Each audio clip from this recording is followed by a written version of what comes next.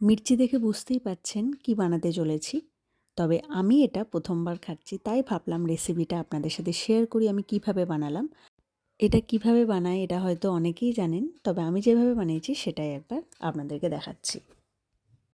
প্রথমে কড়াইতে সর্ষের তেল গরম করে দিয়ে দেবো জিরে ফোড়ন, গোটা জিরে ফোড়ন। একটু গন্ধ বেরিয়ে আসলেই দিয়ে দিতে হবে খুব কুচি কুচি করে কেটে রাখা রসুন। রসুনের গন্ধটা বেরিয়ে আসলে এবারে দিয়ে দেবো খুব ছোট করে কেটে রাখা পেঁয়াজ।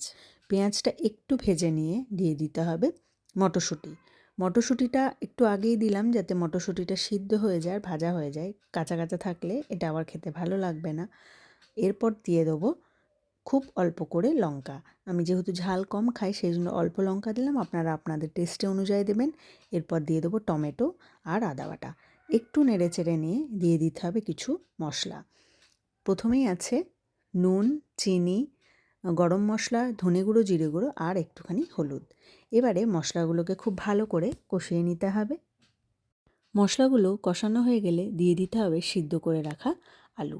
মশলার সাথে আলু যেন খুব ভালোভাবে মিশে যায় সেদিকে খেয়াল রাখতে হবে।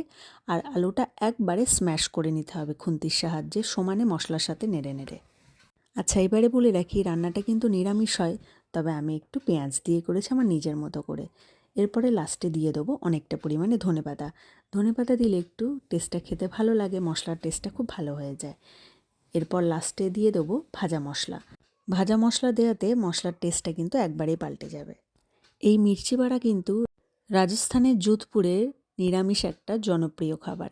তবে আমার কোনোবার সুযোগ হয়নি খাওয়ার, তো তাই বাড়িতে একবার বানিয়ে দেখলাম কেমন লাগে খেতে। প্রথমে মির্চিটাকে মধ্যে দিয়ে ভাগ করে নিয়ে ভেতরের শিরগুলোকে বাদ দিয়ে দেবো। এরপর ভেতরে এক এক করে মশলার পুরটা এইভাবে ভরে নিলেই কিন্তু রেডি হয়ে যাবে। মশলার পুরটা একটু সাবধানে ভরবেন, না হলে কিন্তু ভেঙে যেতে পারে। আমার দু একটা হয়েছে, কোনোবার করিনি তো প্রথম ট্রাই করলাম। তো এরপর নিয়ে নেব বেসনের ব্যাটারটা রেডি করার জন্য পরিমাণ মতো বেসন।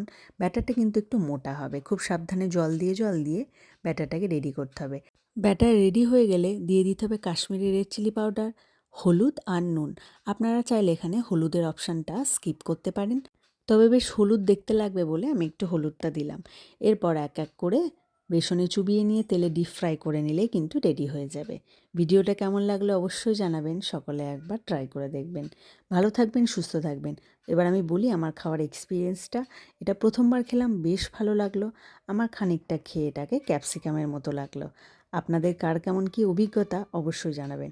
সন্ধেবেলা কিন্তু এটা বেশ একটা ভালো আইটেম, চায়ের সাথে তো দারুণ লাগবে।